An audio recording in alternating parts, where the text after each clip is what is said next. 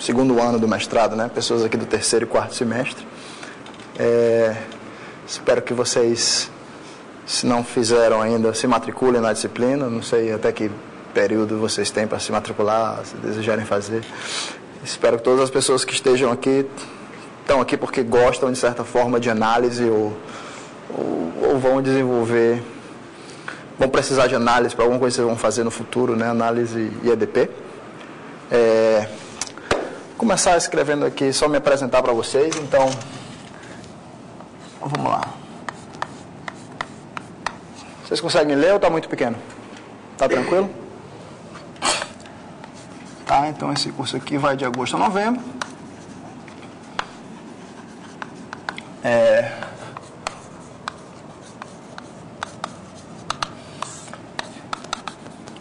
Eu serei o instrutor de vocês nesse curso.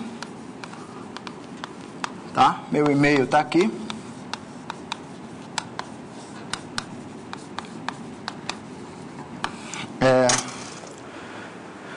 Então, vou distribuir aqui umas notas de aulas. Notas de aula que eu digo só uma ementa de como é que vai ser esse curso, como é que eu pretendo fazer com vocês.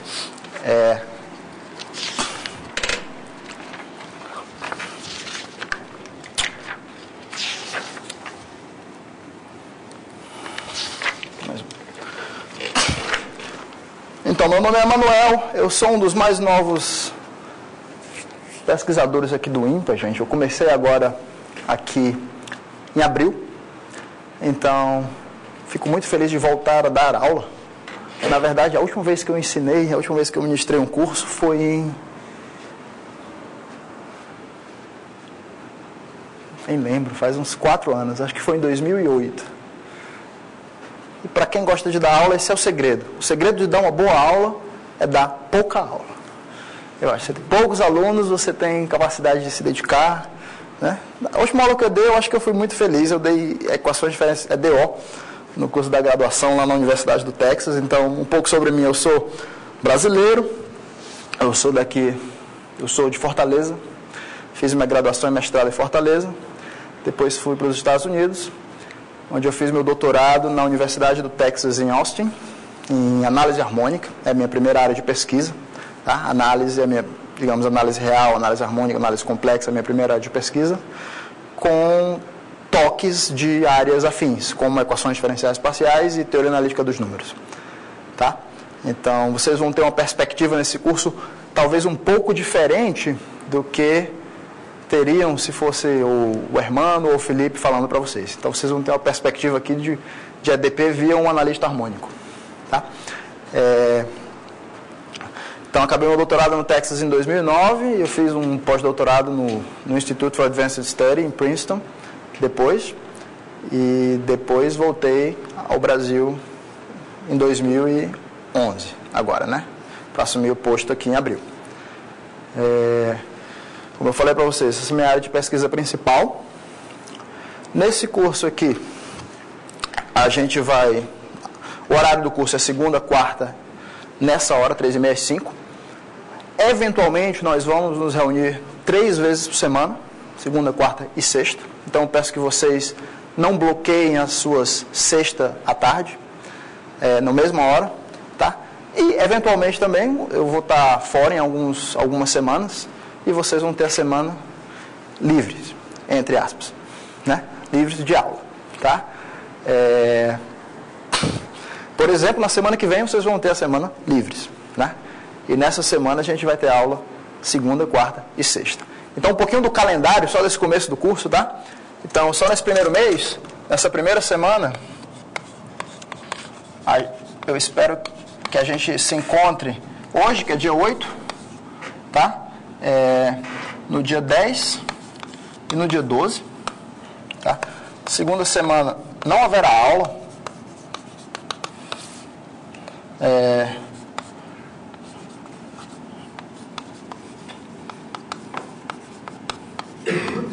Não haverá aula. E na terceira semana, vamos ver se a gente faz a conta aqui direitinho, vai haver só 2 aulas normais. 8, 22 e 24. Tá? Então a gente começa assim. Na quarta semana, se tudo der certo, a gente tem 29, 31 e 2. Sexta-feira, não é? 3, 4, 5, 6, 7. Tá? Então esse aqui é o calendário para o nosso mês de agosto. Tá? Nosso primeiro mês. Imagino que com 3 aulas na primeira semana e 3 aulas na segunda semana, eu vou sempre tentar ficar up to date, né? Com pelo menos uma média de 2 aulas por semana. Tá? Imagino que daqui para o final do curso eu não contei quantas aulas vão ser, mas deve ser umas por volta de 30 aulas. Tudo bem. Alguém tem alguma objeção com a aulas de sexta? Alguém tem algum problema? Se tiver algum compromisso, essa é a hora de falar, porque ainda existe uma chance da gente mudar para, não sei, quinta ou terça. Se alguém tiver alguma forte preferência, sexta está razoável. Vamos ver se são algumas sextas, né? E sempre com o intuito de troca, tá? Então esse aqui é um primeiro aviso. Oi. Pode ser no horário da manhã?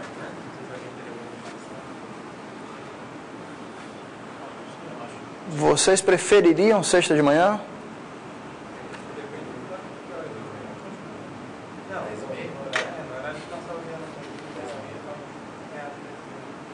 Eu vou sondar com... Pessoas preferem de manhã? Eu a princípio, eu prefiro à tarde. Assim, preferência pessoal mesmo. Mas eu vou perguntar, ver se tem a possibilidade. Eu acho que é melhor ter no mesmo horário do curso, porque se tiver alguém que não tem problema na quarta-feira, provavelmente não vai ter na sexta.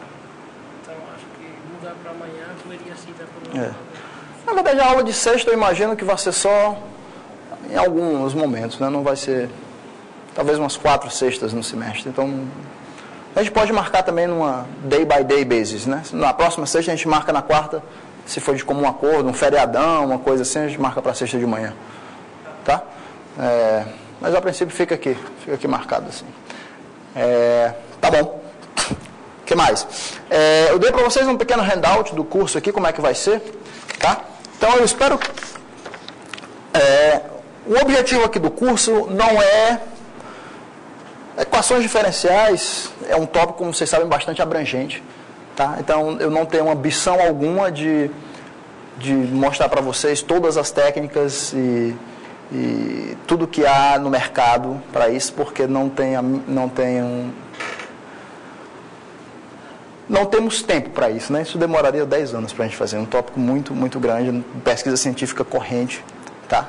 Então, o objetivo desse curso é dar uma amostra das técnicas básicas, dos argumentos básicos que vocês vão encontrar, né? Pelo menos na teoria clássica de equações diferenciais, para que vocês possam, com essas ferramentas, se sentirem estimulados e conseguirem avançar por si sós, tá? A gente aqui tem um programa que oferece vários cursos de equações, né? Tem EDO, tem EDP, depois no doutorado, se vocês continuarem, vai ter a próxima parte do curso de EDP, tá? Teoria espectral, que toca mais sobre a transformada de Fourier, e além dos cursos de leitura que vocês podem fazer com os nossos pesquisadores de EDP puras. Tá?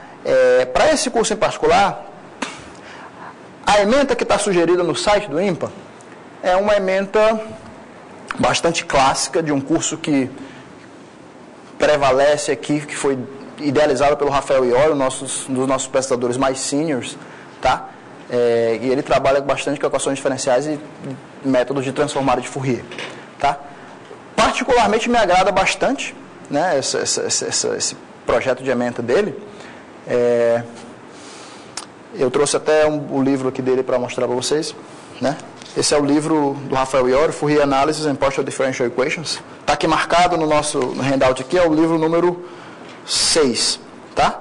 O Rafael Iorio e a sua esposa, acho, Valéria Iorio, esposa não sei, tá? Tô chutando aqui. Tem 2 livros aqui, um do Projeto Euclides, que é em português, e tem esse aqui que é em inglês, que é uma versão estendida. Tá? Esse aqui talvez eu esteja utilizando mais.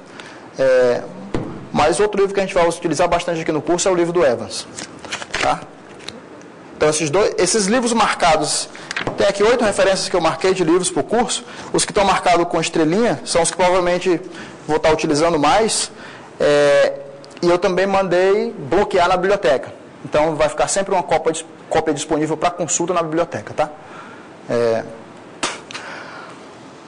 O livro do Evans, o Evans é um cara mais de EDP elíptica, né? Então, uma pessoa que não trabalha, esse livro aqui não trabalha muito com o método de transformada de Fourier, transformada de Laplace, trabalha mais com teoria geométrica da medida clássica, teorema da divergência, teorema de Stokes, integração, medida de Lebesgue clássica.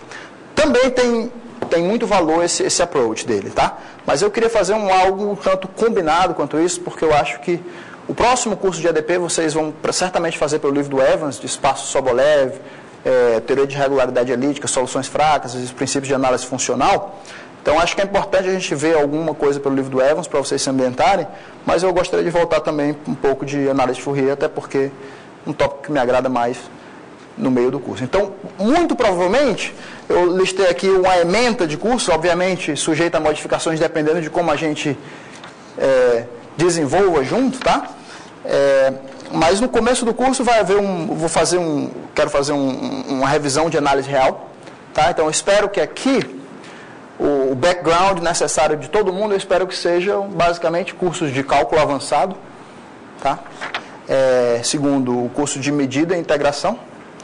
E terceiro, talvez um pouquinho de variável complexa, né? Imagino que todos vocês fizeram esses cursos.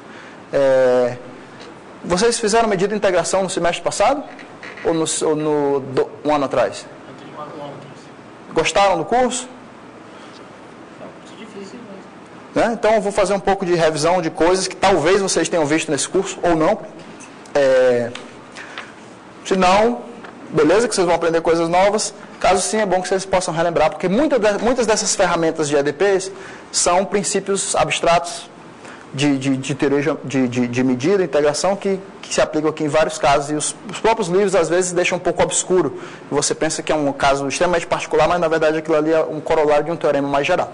Tá? Então, essas primeiras aulas, basicamente, eu queria tocar, nessa primeira semana, queria falar um pouco sobre essa revisão de análise real. Né? Depois a gente vai passar para ver as equações clássicas, né? Equação do transporte, Poisson, equação do calor, equação de Schrödinger, KdV, equação da onda. Métodos clássicos para explicitar soluções, tá? Tanto no sentido aqui do Evans, como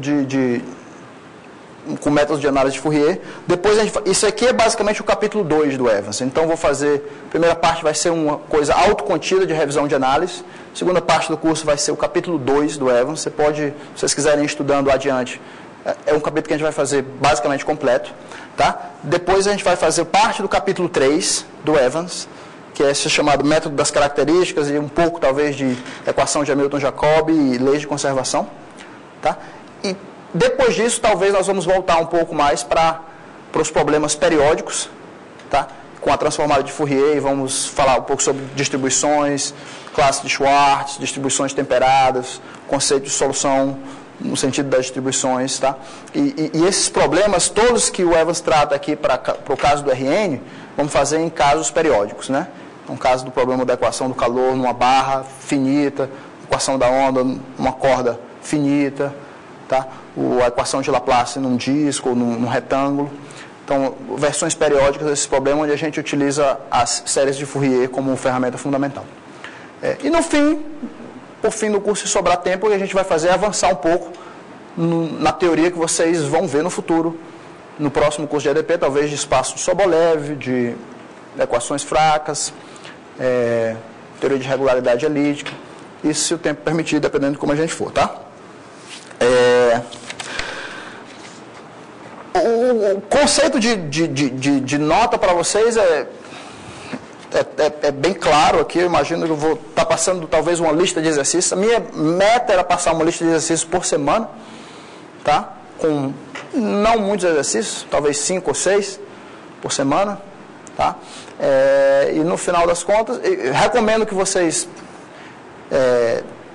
dediquem um pouco do seu tempo. Sei que vocês têm outros cursos também para tomar conta, mas acho que é fundamental para vocês aprenderem alguma coisa em matemática vocês realmente passarem um tempo e tentarem fazer os exercícios, tá?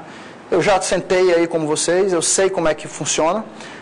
Você aprende se você simplesmente tiver uma postura passiva e simplesmente vier para as palestras aqui e entende o que eu fizer na hora e tudo, mas não sei vocês, mas eu particularmente tenho uma memória um pouco ruim.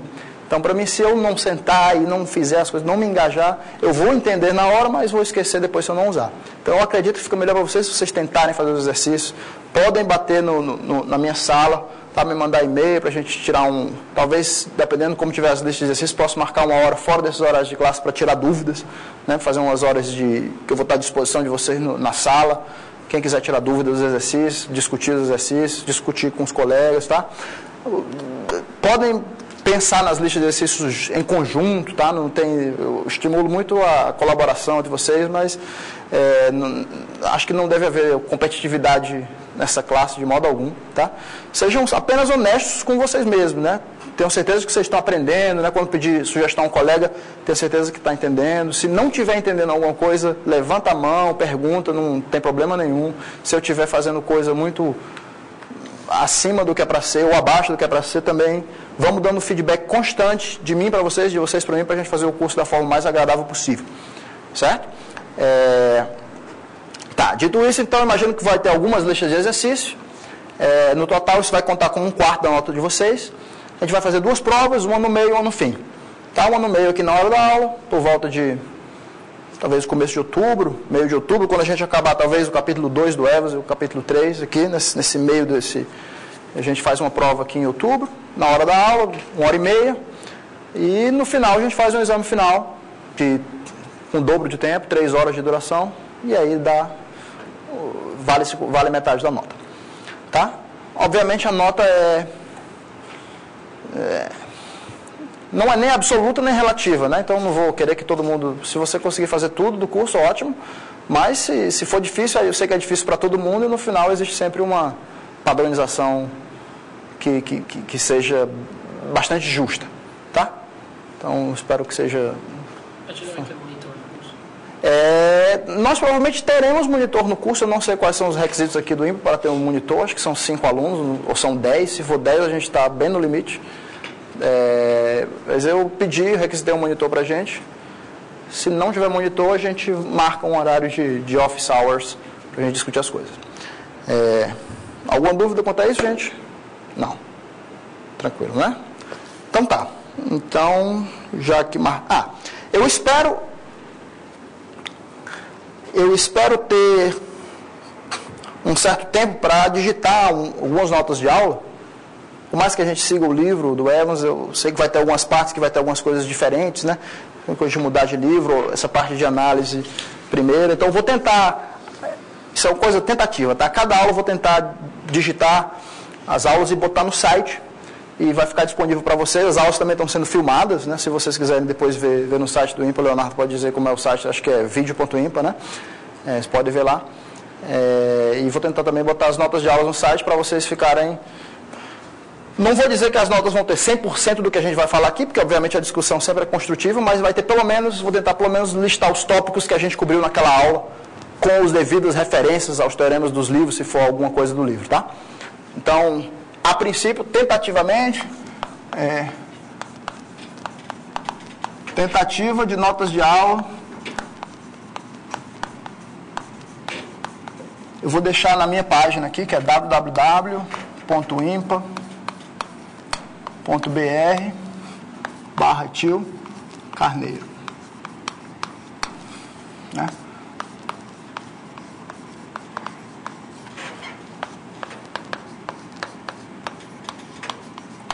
Deve estar tudo lá. Vou começar a tentar criar isso aqui. E a gente vai se ajudando. Legal. Então vamos começar. Alguém tem mais alguma dúvida quanto a isso? Não, né? Nossa, tem 1 hora. Tá bom. Vou fazer uma introdução aqui para vocês.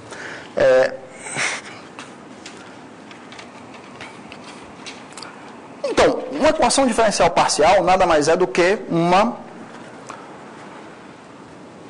equação equação diferencial em mais de uma variável. Tá? Então, a gente vai definir aqui se seja um aberto da Rn, certo? Um EDP é uma equação do seguinte tipo, né? Uma F de dk de U, dk menos 1 de U, D de U, U, x igual a zero, tá? Onde essa função aqui, onde os di's de U são as derivadas, tá?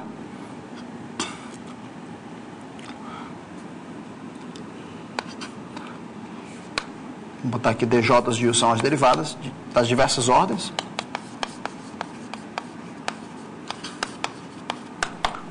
Essa minha função f aqui é uma função que, na verdade, vai do Rn elevado a k vezes Rn.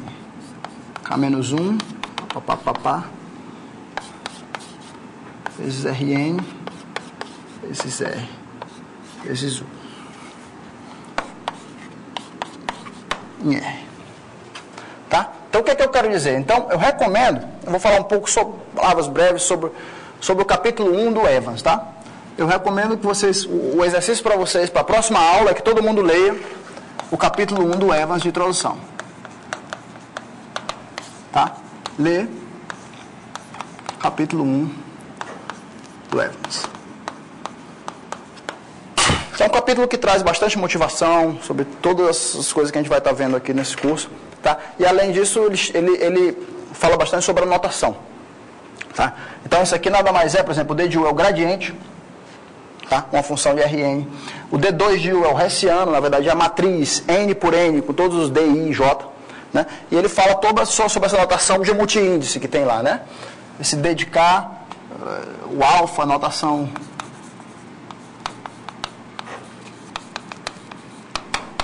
né? Para um certo multiíndice alfa, alfa 1 até alfa n, tá?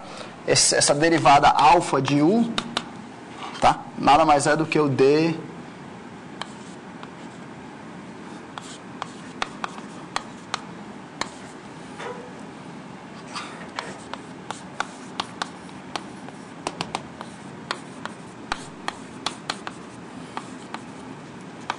essa é a minha função U, tá?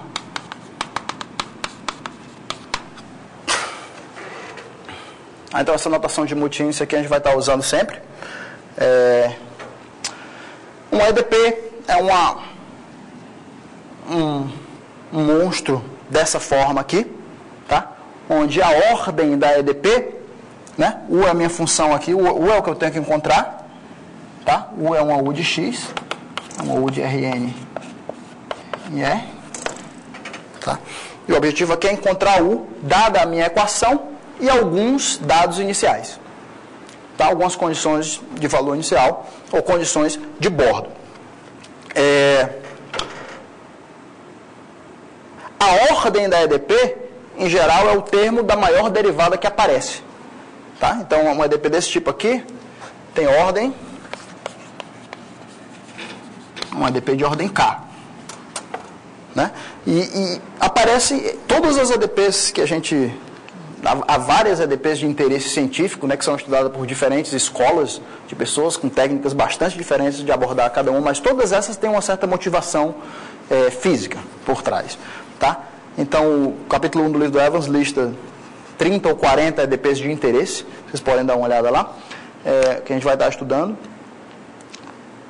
E para ser sincero com vocês, a grande maioria de equações físicas com relevância que aparecem no máximo de ordem 2 ou 3, né? É bastante difícil você começar a produzir, tentar abordar uma equação de ordem maior, né? Então, grande parte do estudo de equações diferenciais é feito realmente para equações de segunda ordem. Já é uma escola bastante... com muitos e muitos problemas em aberto ainda, tá? Em geral, você classifica essas EDPs em alguns tipos. Você pode dar uma classificação bem breve, né?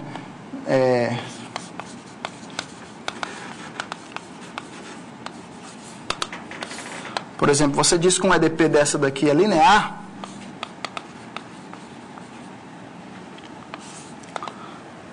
se não existem derivadas se misturando, né? Ou seja, se essa EDP aqui, vamos marcar, se essa EDP aqui tem a forma somatório de A alfa de x, D alfa de U de x, onde esse alfa aqui percorre todos os multiíndices de ordem K. Tá? Então, isso aqui é um EDP linear, igual a f de x. Tá? Você vê que cada derivada parcial tem apenas um coeficiente de x, uma função de x na frente. Não tem nenhuma outra derivada parcial multiplicando. Isso aqui é chamado de EDP linear. Né? Se a f for identicamente nula, eu chamo de homogênea. Tá?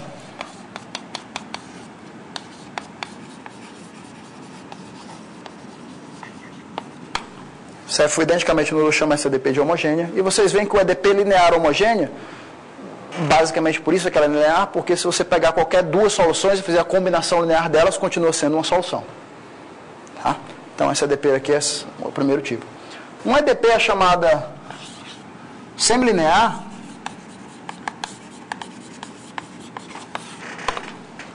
se as derivadas de maior grau, se ela é linear apenas nas derivadas de maior grau. Ou seja, se ela é uma EDP desse tipo aqui, somatório, nos multiíndices de ordem K, que é o grau da EDP, ela é um A alfa de x, D alfa de U de x, mas o resto aqui ela pode ter, na verdade eu não vou botar nem somatório aqui, de resto aqui o que ela vai ter é uma outra função que depende das derivadas menores.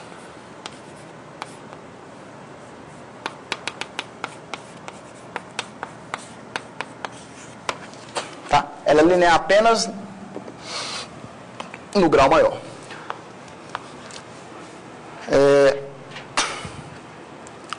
Vamos lá. Uma EDP chamada quase linear, se não tem dois termos do grau maior se multiplicando. Ou seja, como é uma EDP desse tipo, ela é uma soma, quando o alfa está no maior termo, mas aqui ela é uma alfa de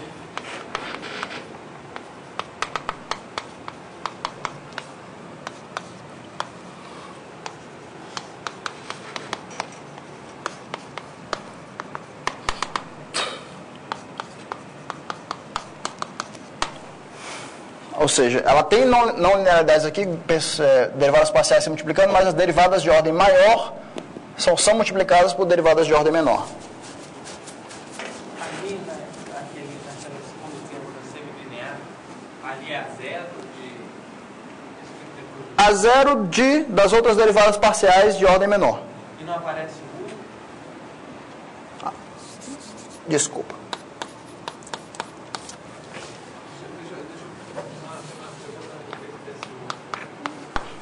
Vamos lá. Ele está em Rn. U é uma função de Rn em R a ser determinada. Tá?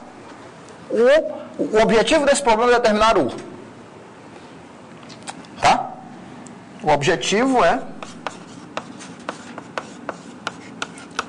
achar U de Rn em R que satisfaz isso aqui. Dadas algumas condições. Tá?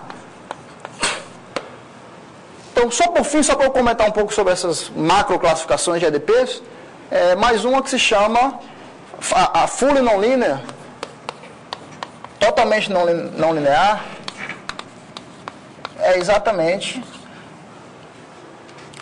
EDPs que têm não linearidades do grau maior, né? Tem não linearidades,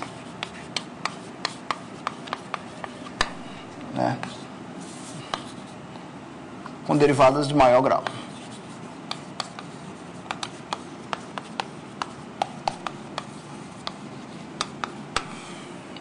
Tá? Nos outros casos ela é chamada completamente não linear, essa EDP. Então, alguns exemplos de ADPs que a gente vai estar estudando, por exemplo, são a equação de Laplace de funções harmônicas. Então, você tem exemplo 1, equação de Laplace, Laplaciano de U igual a zero, tá? Em um certo domínio.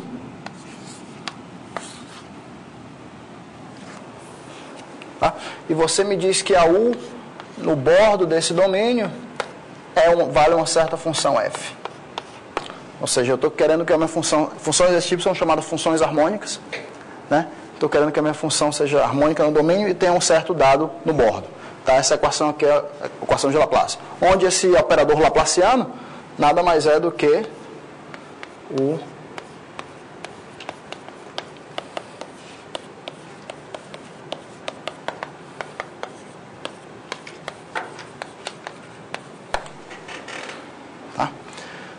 Você pode não querer que a função seja harmônica, pode querer, por exemplo, que o laplaciano de U seja igual a um F dentro, tá? E que a U no bordo seja igual a um G. Essa equação aqui chamada equação de Poisson.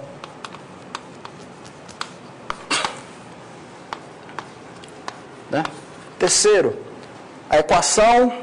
Então, essas equações aqui, basicamente, descrevem o estado de equilíbrio em meios porosos. Imagina como se você tem uma membrana, né? E nessa membrana tem uma certa concentração de sei lá, você tem uma célula, você tem uma certa concentração de uma densidade aqui do plasma que está aqui dentro dessa célula, tá? E no equilíbrio, essa coisa aqui vai estar, de certa forma, se movendo, de modo que em cada ponto, o que está saindo, o fluxo das coisas que estão saindo é igual ao fluxo das coisas que estão entrando, e aquilo ali provoca o equilíbrio. A densidade naquele ponto vai ficar constante, apesar do fluxo pode estar se movendo aqui dentro da célula. Né? E uma equação que descreve isso aqui é essa função ali dada por uma função harmônica. Essa U aqui é a densidade do tal material no ponto. Tá? A equação do calor, ou a equação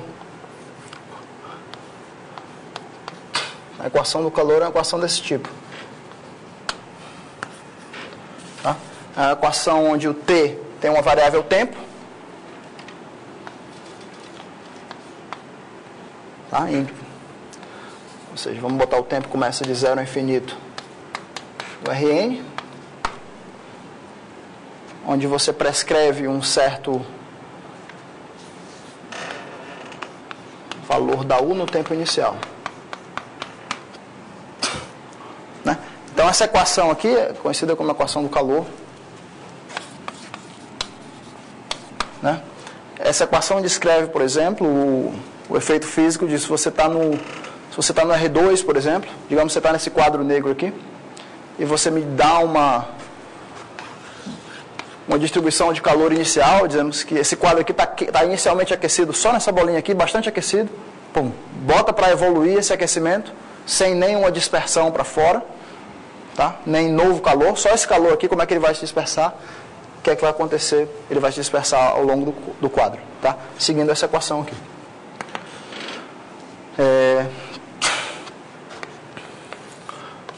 A equação da onda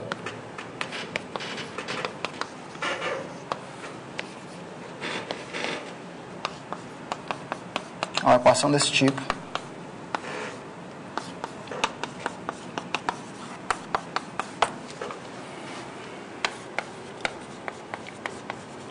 Também é uma equação que tem a variável tempo. E assim por diante, tá? Então essas são só algumas das equações mais clássicas, tá? Equação de Laplace, equação de Poisson, equação do calor, equação da onda, que a gente vai estar falando. A gente vai falar também sobre a equação de Schrödinger, um pouco da equação de KdV. Essa equação da onda aqui é a equação que modela por exemplo, em uma dimensão, a corda do violão vibrando. Né? Então você tem um certo estágio inicial e você bota para evoluir, você quer saber qual é a altura de cada ponto em cada momento. Se você pensar aqui no R1, né, um tempo e o R1, você quer exatamente medir a U de T de X, mede Pega o seu violão, a altura que cada ponto está em cada momento. A gente vai voltar a falar cada uma dessas equações, se a gente tiver tempo a gente faz até uma dedução física, explica por que elas são assim. Mas o que eu quero falar para você é o seguinte, e o que, a gente está interessado nesses problemas a princípio? Quais são as perguntas, né? Então as perguntas são basicamente as mesmas para todo qualquer problema de EDO e EDP. Você gostaria bastante de entender as soluções, entender no seguinte sentido, você quer provar a existência de solução, você quer provar a unicidade da solução e você quer provar a dependência contínua do dado inicial. Tá? Então as perguntas são sempre essas. Obviamente tem as suas variações, né? Então as perguntas são: o que é que eu faço com a existência, unicidade e a dependência?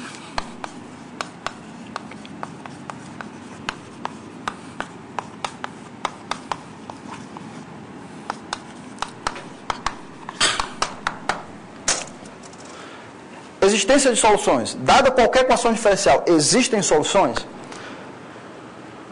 Primeiro que essa pergunta não é bem posta. Se você me perguntar, existem soluções, você tem que me dizer, existem soluções aonde?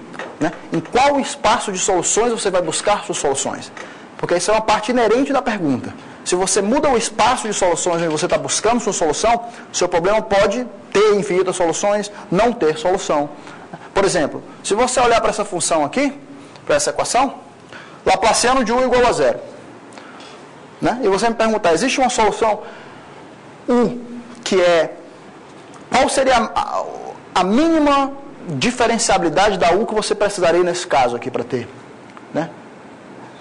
A U teria que ter duas derivadas. Né? Então, na verdade, para toda equação diferencial, a gente chama uma solução de solução clássica se ela é uma solução que tem pelo menos tantas derivadas quanto a equação pede. Né? Nesse caso aqui, se você me der uma U que é C2, uma U que tem duas derivadas que eu posso derivar no sentido clássico e obter que o Laplaciano é igual a 0, essa U vai se chamar uma solução clássica. Então você podia me perguntar, essa solução aqui, essa equação tem uma solução C2 no interior e que se estende continuamente para o bordo aqui de alguma forma que vai bater na F? Né? Essa seria uma pergunta pertinente. Tá? Você pedir por soluções C2 que são contínuas apenas no bordo. Né? Agora, se você chegar com essa mesma pergunta, e com essa mesma equação e me perguntar, será que essa equação aqui tem soluções que são C infinito? O problema é outro. Né? Que a princípio a equação só precisava ter duas derivadas. Você está perguntando, será que toda solução desse cara aqui vai ter, na verdade, infinitas derivadas? Né? Você pode pedir mais do que a equação lhe dá. Por outro lado, você pode pedir menos. Né? Então, essas perguntas de existência, elas têm a ver com que espaço você considera. Em geral, é bastante difícil você encontrar soluções clássicas para equações diferenciais. A não ser nesses casos aqui, relativamente simples, esses são os casos clássicos que eu estou mostrando para vocês, a gente vai conseguir encontrar soluções explícitas.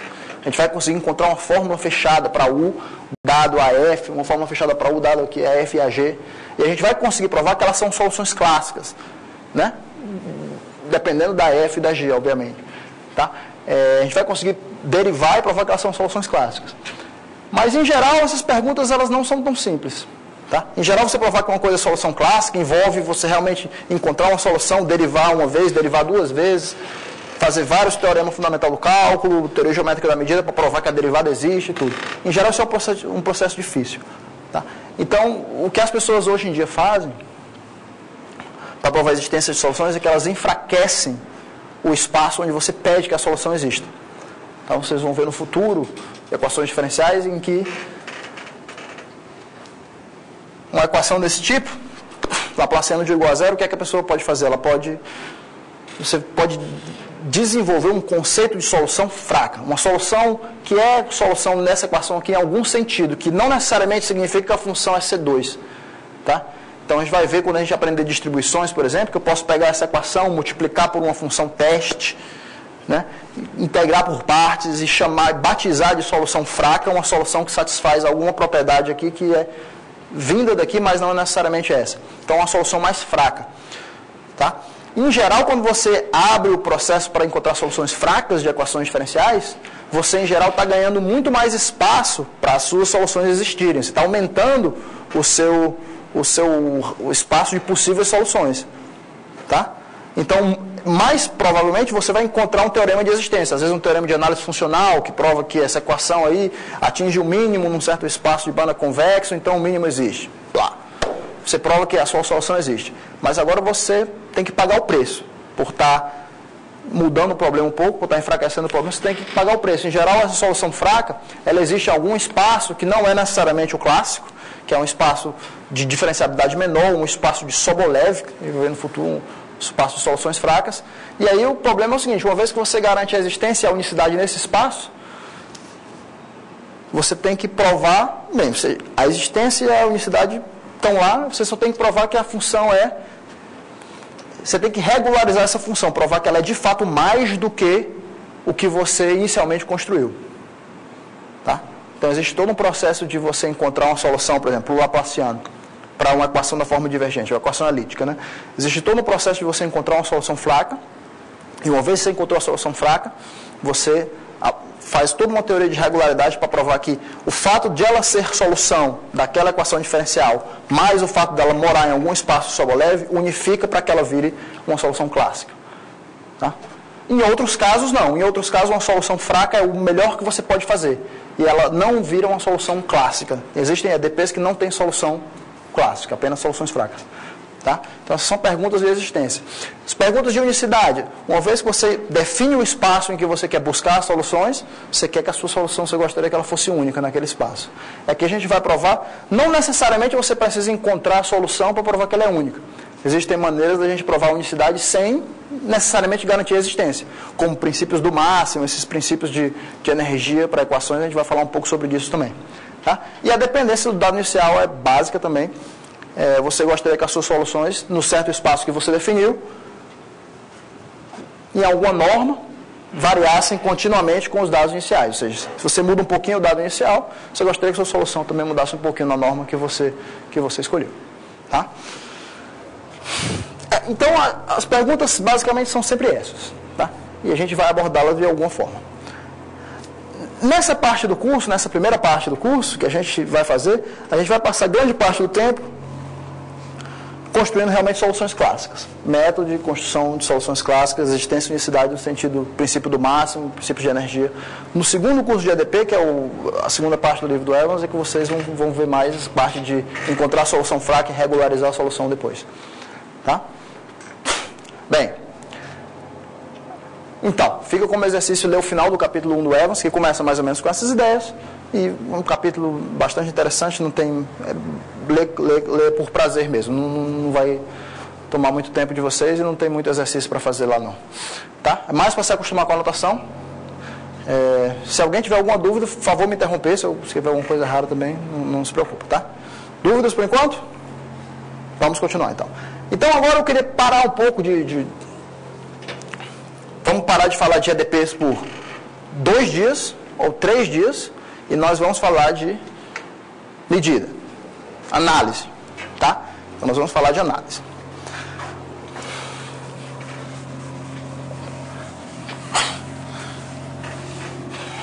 E as coisas que eu acho interessantes você saber, não só para EDP, mas como cultura geral, eu acho que são alguns argumentos de análise que são interessantes para vocês saberem, independente de aplicações para EDP ou não.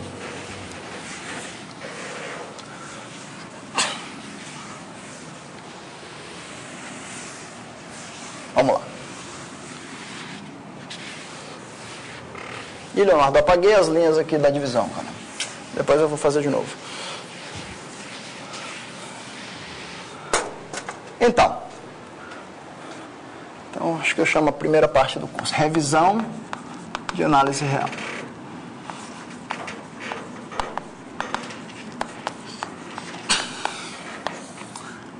Aqui eu vou querer falar basicamente de 3 tópicos. O primeiro se chama interpolação de operadores.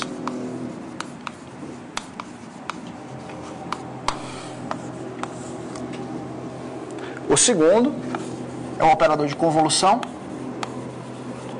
E o terceiro é o meu operador da minha transformada de Fourier.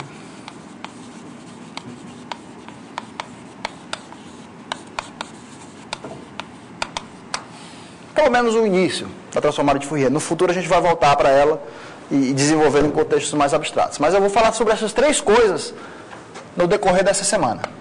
Tá? Vocês já viram um resultado que se chama teorema de Ries-Storin de interpolação? Vocês viram isso no curso de medida? Não. Teorema de Ries-Storin. Teorema de Ries, de interpolação de operadores. Vocês lembram? Não tinha esse nome, não. Não, o teorema de Ries da representação de Ries, né? Então, esse é um teorema, talvez vou começar a falar sobre ele hoje, continuar na próxima aula. Falar um pouco sobre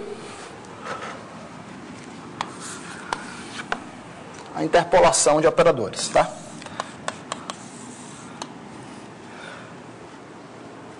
Todo mundo lembra, quer dizer, eu espero que vocês lembrem onde a gente vai morar. Onde é que a gente vai morar aqui? A gente vai sempre morar no espaço das funções CK. Né? Funções CK são funções que são diferenciáveis k vezes, cuja késima derivada é contínua. Tá? Ou espaços LP. Tá? Então, imagino que todo mundo lembra o que é um espaço LP. Espaço, só para lembrar, né? O espaço LP do Rn, né?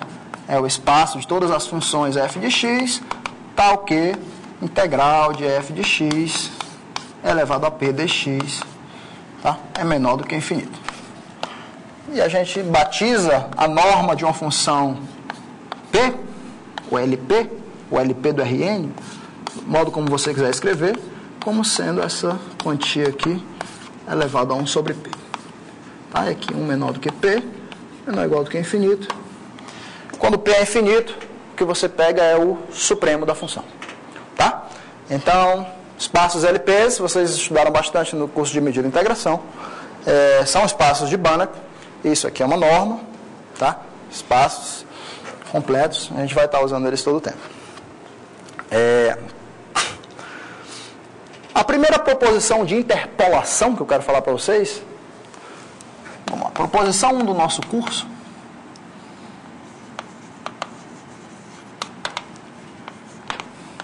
basicamente é o seguinte: se uma função está em dois espaços LPs, LP e LQ, então ela obrigatoriamente está nos espaços do meio. Certo? Então vou botar que seja, vamos botar aqui P, 1 menor ou igual a P, menor do que Q, menor ou igual que infinito. Se uma função f, vou botar aqui, se uma minha função f pertence ao LP interseção LQ, tá? Então,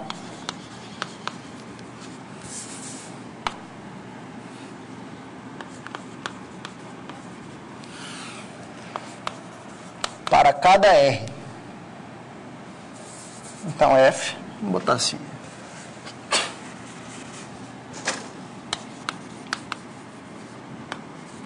f pertence a LR, qualquer R entre P e Q.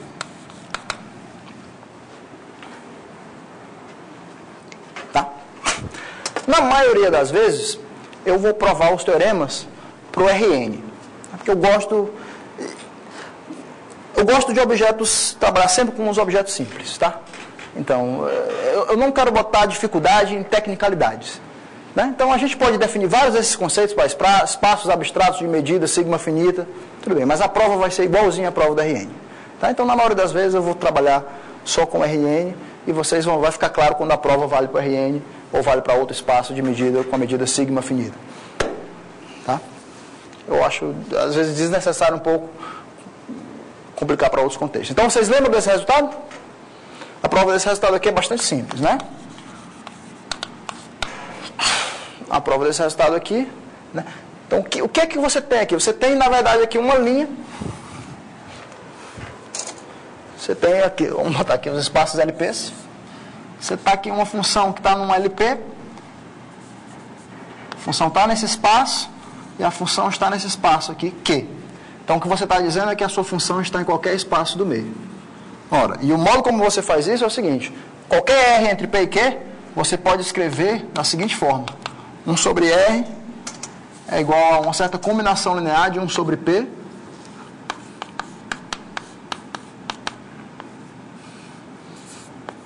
mais 1 sobre Q, onde esse meu T aqui está entre 0 e 1. Tá legal? Quando o T é 0, você estaria exatamente no P. Quando o T é 1, você estaria exatamente no Q. E quando o T está entre 0 e 1, você está aqui nos pontos do meio. Tá? Então você escreve 1 sobre R dessa forma para algum T. Né? E o que você faz é, simplesmente você tenta avaliar a norma LR da F. Né? Então você pega a integral de f de x elevado a r dx. Tá? Você gostaria de provar que isso aqui é finito. Então o que é que você faz? Ora, camarada,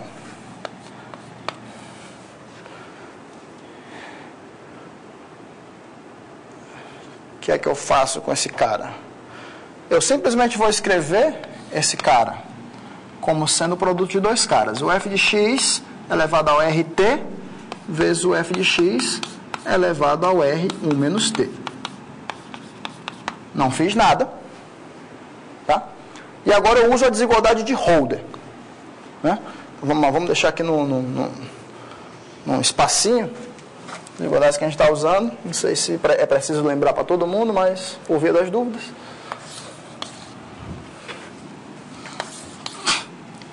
Desigualdade de Holder é se você tem integral de duas funções. Isso aqui é menor ou igual do que a integral de f elevado a p 1 sobre p. Integral de f de g elevado a q 1 sobre q. Isso aqui é a desigualdade de Holder, onde aqui os expoentes p e q são conjugados. Então, quais são os expoentes conjugados aqui? Se você passar o r, para cá, você encontra expoentes conjugados aqui. Você encontra que 1 é igual a r vezes 1 menos t sobre p mais rt sobre q. Tá? Então, eu vou usar esses expoentes conjugados. Esse aqui é o 1 e esse aqui é 2. O expoente é p sobre r vezes 1 menos t e o outro expoente é q sobre rt. Tá? Então, esse cara aqui é menor ou igual do que... Vamos lá. Esse primeiro aqui, f de x elevado a rt. E você vai levar esse cara aqui a uma outra pessoa, né? Você vai levar esse cara a esse expoente. Então vai ficar q sobre rt. Isso aqui tudo elevado a rt sobre q. Vezes o segundo, que tinha r1 menos t. Você vai levar esse outro cara aqui, p, sobre r1 menos t. E no final, vai levar isso aqui, r1 menos t, p. No final das contas, você acaba que isso aqui é igual a... Isso aqui corta. Tá? Então, ficou uma certa norma LQ da F. Sendo que elevado a esse carinha aqui, RT. E uma certa norma LP da F elevado a esse expoente aqui, R1 menos T. Tá?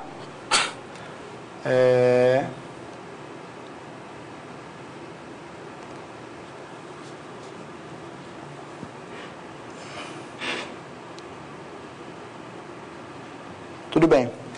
Isso aqui era a norma de F elevado a R. Ou seja, com isso aqui a gente prova que a norma de F, então, R, você tem que tirar a raiz R, menor ou igual que a norma F, que é elevado a T, P elevado a menos T. Talvez seja mais interessante eu trocar aqui. 1 menos P elevado a 1 menos T. E aqui Q elevado a T. Então é isso aqui que a gente prova. Tá? Isso aqui conclui a prova. Tá claro? Tá? Então, uma vez que eu coloquei os expoentes sempre jogados, a pergunta de que você escreveu lá, multiplicou dividir por quê, dividir. então essa é uma função, certo, Carlos? Essa aqui é uma função e eu estou elevando a esse expoente aqui. Tá? Então a função é f de x elevado a rt elevado a esse expoente, que é q sobre rt, e a norma q sobre rt dele, né? Então tenho que tirar aqui o inverso ainda. Tá? Aí por isso que corta aqui dentro o rt, fica só q. E aqui a mesma coisa, né? Essa aqui é a outra função, o g. Você vai levar esse outro expoente aqui, que é p sobre r menos 1t, e vai pegar o inverso fora, né? Tá? Com isso você chega nisso. No final você ainda tinha que tirar a raiz 1 sobre r, dos dois lados, e você chega nessa equação. Ou seja, você recupera, você ainda tem uma cota superior para a norma LR de f. Tá? Ela é a norma LP, onde você começou, elevado a esse tempo em 1 menos t. Observe que se o t é 0, você encontra que esse cara aqui é exatamente igual à norma f de LP. E se o t é 1, né, esse cara aqui morre e fica igual a esse. Né? Então isso aqui é um teorema de convexidade. Isso aqui é um teorema de convexidade. O que você está provando é que as normas LPs, elas são log convexa. Tá?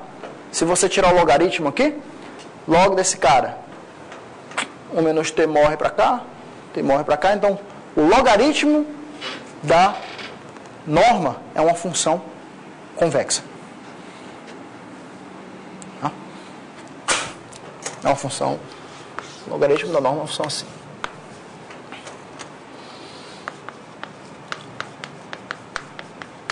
Se você está num ponto, você perde para os extremos, né? Você está sempre... Esse cara aqui é menor do que os dois extremos. Exatamente o que essa equação aqui diz. Legal. Então esse é o meu primeiro resultado de interpolação. Se eu tenho uma função que está em dois espaços LP, ela sempre está no espaço do meio. Agora eu queria fazer isso aqui de uma forma mais geral. Aqui a gente usou a desigualdade de Holder. O que eu queria fazer agora é o seguinte. É fazer isso aí quando eu tenho duas dimensões. Não só mais uma reta aqui, mas quando eu tenho um operador T que manda... Vamos fazer aqui um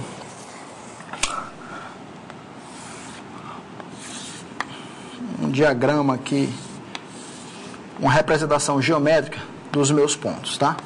Então eu vou chamar esse quadrado aqui. Esse quadrado aqui vai ser o meu eixo aqui do P. Isso aqui vai ser o meu 1 sobre P. E isso aqui vai ser o meu 1 sobre Q.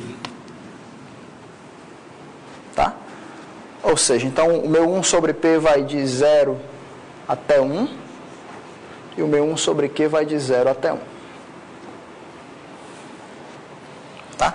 Mais uma vez, esse aqui é o eixo do 1 sobre Q, esse aqui é o eixo do 1 sobre P, esse aqui é o eixo do 1 sobre Q. Agora, eu vou te dar a seguinte informação. Seja T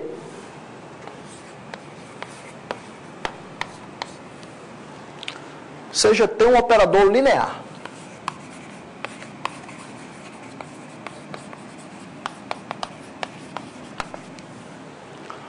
Pensa num operador linear. Pense que esse operador está definido num subespaço denso dos LPs. Tá? Pensa que ele está definido no espaço das funções sem infinito suporte compacto, por exemplo.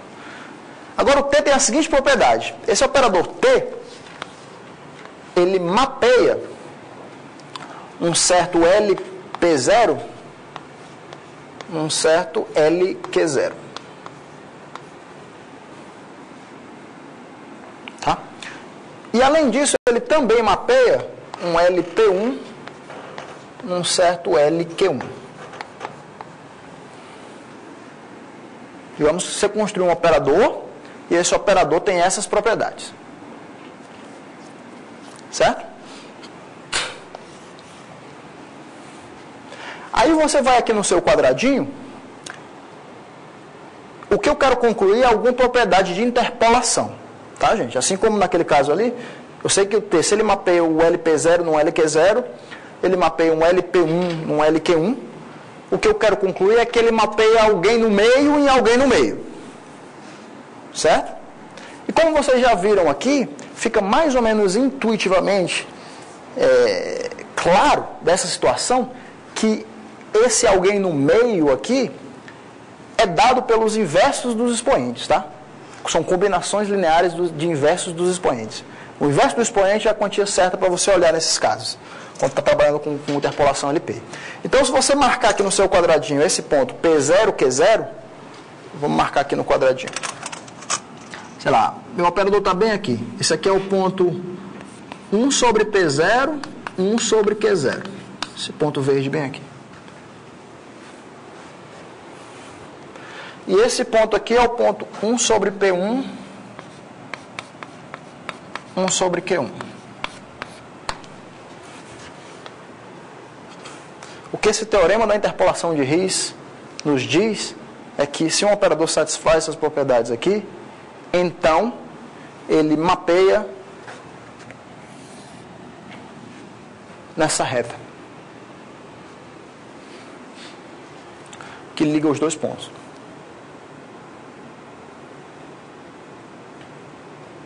Tá? Ou seja, operadores lineares, você pode sempre passar o fecho se você sabe alguns pontos que ele mapeia.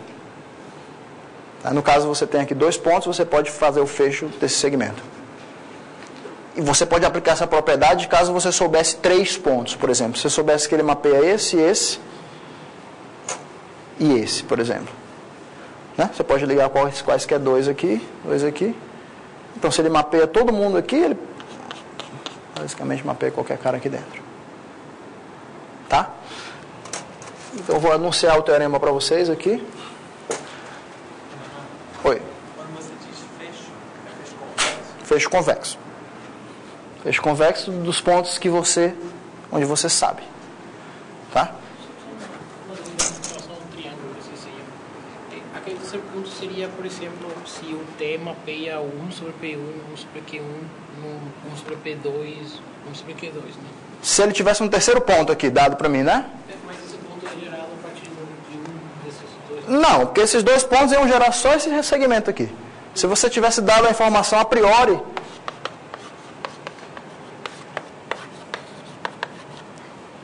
se eu te desse essa informação a priori, tá? Onde esse cara não está na reta que une esses dois pontos. E a reta que eu falo aqui é a reta dada pelos inversos dos expoentes, tá? Mas esquece isso aqui por enquanto. Esquece o triângulo. Fique só com a reta.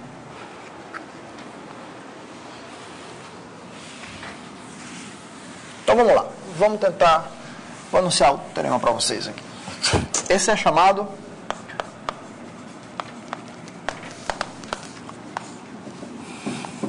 teorema da interpolação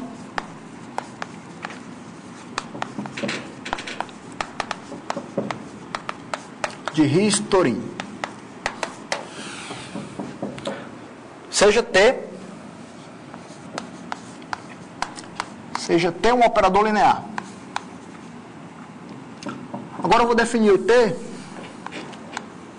Vou definir o T nesse espaço aqui. L1, LP1, P0 mais LP1. E ele vai mapear nesse LQ0 mais LQ1.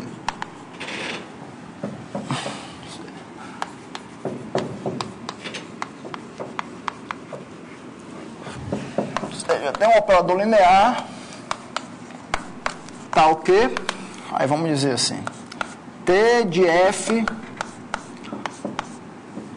no ponto Q0 menor ou igual do que uma constante C0 Normalmente F no ponto P0. Tá? Isso é dizer que o T mapeia o LP0 no LQ0, tá? E T de F no ponto Q1 menor ou igual do que C1 F no ponto P1. Dadas essas duas condições. Tá? Eu estou definindo ele aqui na soma dos dois, só para ficar claro que ele é o mesmo operador, tá? Você podia definir num subespaço denso, se você quisesse. Então, seja um operador linear que satisfaz essas duas propriedades. Agora, tome. Considere o ponto PQ um ponto entre o P0, Q0 e o P1, Q1. Ou seja, para cada 0 menor do que T menor do que 1,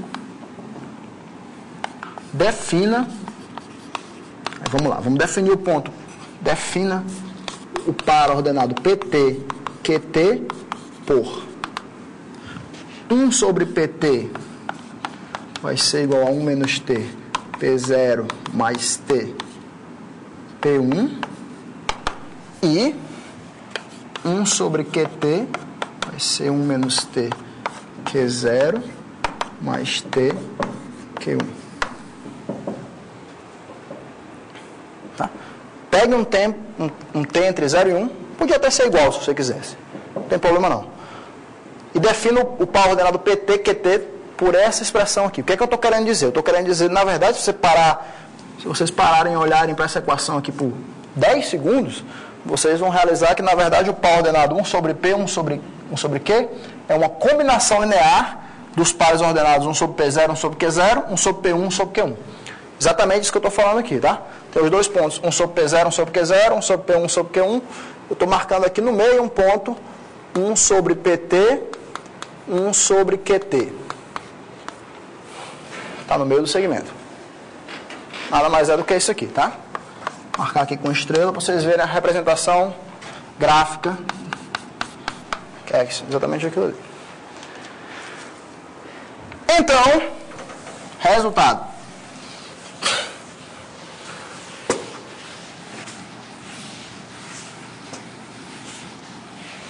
Vale a seguinte desigualdade.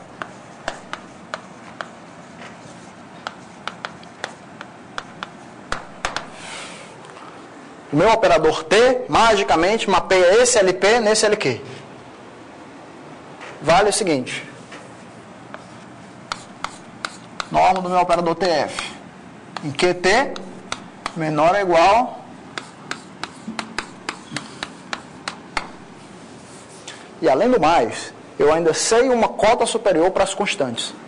Essa constante que aparece aqui, se eu chamo de C0 e C1 as constantes iniciais, aqui vai ser C0 elevado a 1 menos T, vezes C1 elevado a T. Ou seja, quando T é 0, note que você está no ponto P0, Q0, e a desigualdade vira essa. Quando T é 1, esse cara desaparece e a desigualdade vira essa. E no meio, você tem isso aqui. Tá? Esse é o teorema da interpolação de Risto-Lins. Isso aqui você aplica em várias... Isso aqui é uma coisa... Um resultado que é bastante simples de você compreender e que vocês podem levar para vocês pro resto da vida.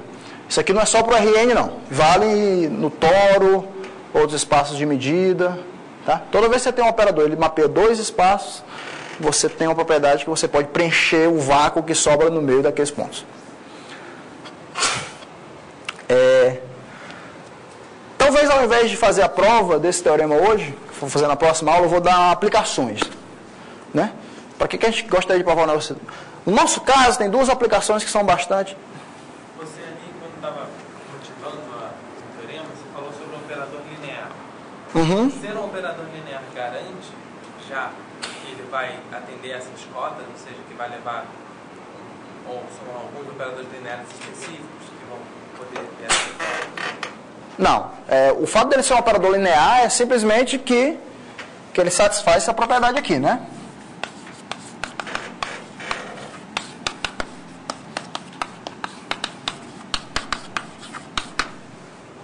os escalares, soma e multiplicação. Tá?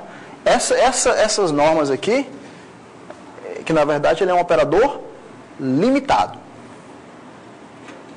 Tá? Ele é um operador limitado. No Rn, quando você está trabalhando com matrizes, todo operador linear é limitado. Mas isso não é verdade para espaços de dimensão infinita, como um LP, por exemplo. Né? Então, são duas coisas diferentes. O operador ser linear e o operador ser limitado. Aqui o que eu estou dizendo é o seguinte, seja tem um operador linear que é limitado de P0 para LP0 para LQ0 e limitado de LP1 para LQ1. Então, ele é limitado de LPT para LQT. Tá? Você constrói facilmente exemplos de operadores que são lineares, mas que não são limitados. Tá? Tá bom. Em espaço de dimensão infinita, né?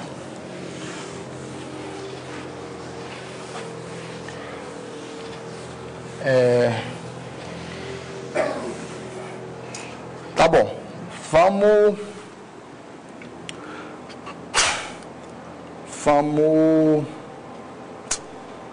eu ia falar duas aplicações isso aqui, né?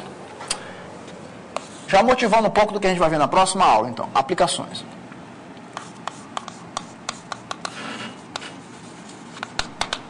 Para a gente encerrar por hoje. Dois objetos que vocês já devem ter visto na vida de vocês, no curso de medida, são o operador de convolução e a transformada de Fourier.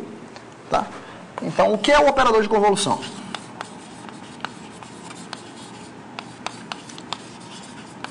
O que é a convolução de duas funções? Isso aqui a gente vai tomar café da manhã todo dia com isso aqui, quando a gente for falar de EDP.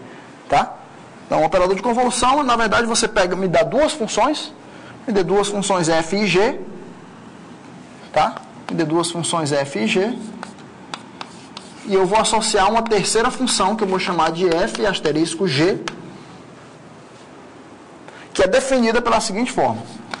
F asterisco g de x é a integral, eu estou no Rn aqui, de f de x menos y, g de y, dy. Essa é a definição. Tá? Se você fizer Por que eu escolhi fazer o g de y e não o f de y? Se você fizer uma mudança de variável trivial aqui, você encontra que isso aqui nada mais é do que a integral Rn de f de y, g de x menos y, dy também. Tá? É a mesma coisa. Então ele pega duas funções f e g. Vamos dizer que as funções são suaves. Tá, a princípio, funções f e g suaves, para não ter problema com a integração. Né? E ele constrói uma terceira função que é dada por essa fórmula aqui. Não. A gente vai falar na próxima aula sobre o operador de convolução, quais são as propriedades desse cara e tudo. Mas eu quero só deixar uma ideia para vocês. Vamos olhar para as propriedades LP desse operador. Eu te pergunto, olha, eu te dou duas funções. Claramente esse operador aqui ele é um operador simétrico, né? Independe de quem vem primeiro, F ou G, tanto faz. E ele é um operador bilinear. Ou seja, ele é linear em F e ele é linear em G. Se eu trocar G por G1 mais G2, ele se quebra em duas partes direitinho. Se eu trocar F por F1 mais F2, se quebra em duas partes direitinho. Tá? Agora eu te pergunto. Primeiro, vamos observar que tipo de desigualdades LP ele pode satisfazer. Que tipo de desigualdade você pode ter desse tipo aqui, ó.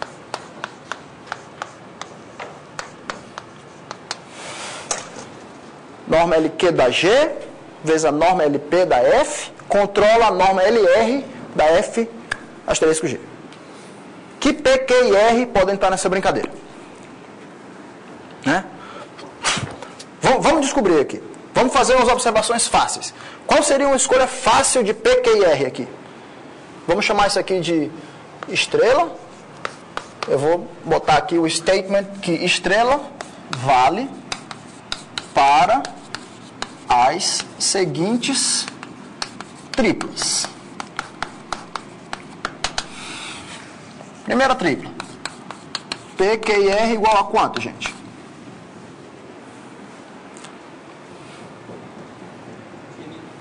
Por exemplo, se eu pegar infinito, Se eu disser que a minha G está no L infinito, ou seja, que a minha G é limitada. Se eu disser que a minha G é limitada, ou seja, a G é limitada por uma certa constante M, eu posso tirar essa constante M da integral, certo? E isso aqui, essa integral vai ficar menor ou igual do que a norma L1 da F. A norma L infinito desse cara. Ou seja, isso aqui vale para infinito, infinito. Vocês concordam? Vocês conseguem ver isso aqui? Quer dizer, quando R é infinito, quando uma das funções, por exemplo, a minha F está no L infinito, eu posso tirar essa constante aqui M da integral e vai ficar aqui, para qualquer x, isso aqui é menor ou igual do que M vezes a norma L1 da G. Tá? Sem entrar em maiores detalhes, mas isso aí vocês podem verificar facilmente. Segunda opção, qual é? Bem, se vale para infinito, infinito, obviamente vale para infinito, infinito, né? Se eu só trocar o papel de F e G, continua valendo. E a terceira, qual seria outra interessante?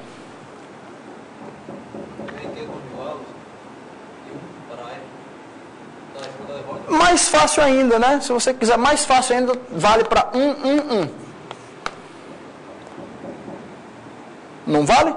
Quer dizer, se você integrar esse lado aqui em x, você vai integrar isso aqui em x, você quebra essas duas integrais, fica a norma, né? Fazer essa conta aqui rapidinho. Integral de f g de x, tá? Fica sendo igual a integral de f de x menos y. Tem que passar os valores absolutos para cá, mas o sinal funciona, é menor ou igual. dy dx, você faz a integração em x primeiro.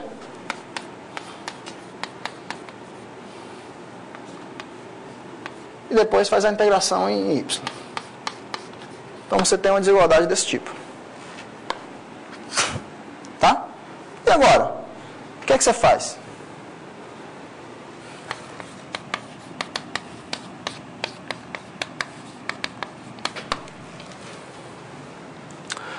Esses 3 pontos são dados para você.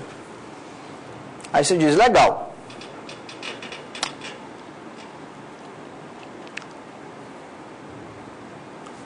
O que é que eu posso concluir? O que é que eu posso concluir com esses 2 pontos aqui?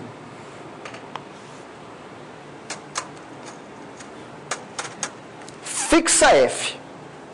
Tá? Eu quero usar o meu teorema antes. Então eu fixo F. Agora o meu operador virou um operador de G, que ele pega um operador que age só na função G. Quando eu fixei a F em L1, tá? Ele mapeia o L infinito no L infinito para G e mapeia o L1 no L1. Então ele mapeia o LP no LP. Vocês concordam? Ou LR no LR. Para qualquer R. Tá? De novo, fixei uma F no L1, tá? Fixei. Aí vou olhar isso aqui só como operador atuando em G. Eu sei que ele mapeia o L infinito no L infinito e o L1 no L1. Usando o meu teorema, ali ele mapeia todo mundo na reta. E essa reta que une o... Onde é que está o ponto infinito, infinito? O infinito, infinito está bem aqui. E o L1, L1 está bem aqui. Ou seja, ele mapeia todo mundo nessa diagonal principal. É o LR e LR. Legal. Isso aqui é o meu teorema da interpolação de Riesz. Se eu pegasse esse com esse, a mesma coisa, estou fixando a segunda variável, tá? Fixando a segunda variável, ele mapeia de novo o L infinito no L infinito e o L1 no L1. Ou seja, quando a segunda variável é 1, ele mapeia LR no LR. E agora, finalmente, se eu pego esses dois aqui, onde a terceira variável é igual, tá? Na verdade, não é bem isso que eu quero, né?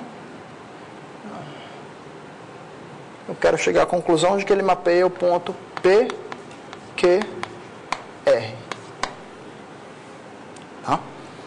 Onde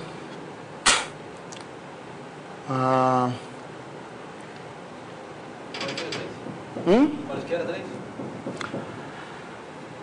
Sim. Sim. Mas eu quero saber como é que eu faço isso. PQR. Eu estou fixando aqui o terceiro. Não sei se eu posso fazer isso. Estou fixando o terceiro. Estou usando os dois primeiros aqui. Estou interpolando entre os dois primeiros. Tá? Então aqui você tem R1, aqui você tem um R. Você vai ter qualquer par PQ, onde 1 sobre P mais 1 sobre Q é igual a 1 mais 1 sobre R. Tá?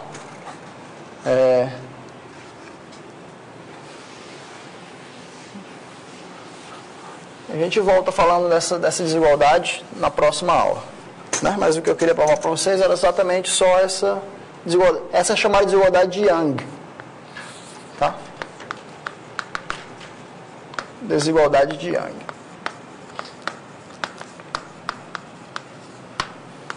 Ou seja, sejam P, Q e R,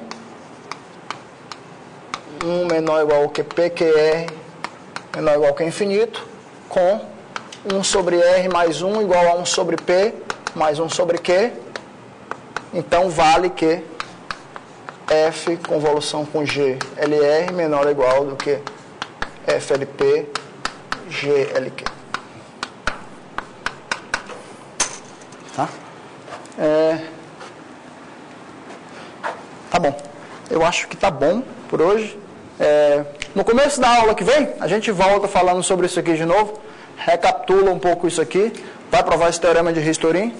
E vai aplicar isso aqui também para a transformada de Fourier. Tá?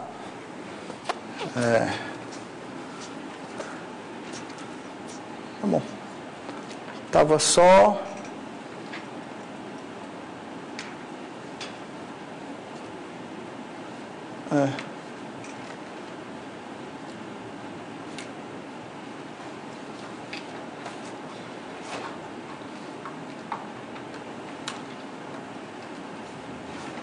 Eu vou pensar mais um pouco nisso aqui, porque aqui eu estou fixando a última variável e, teoricamente, se eu fixar o R, isso aqui não dá um operador de uma função só, né? Não dá para usar o teorema ipsis literis como está ali.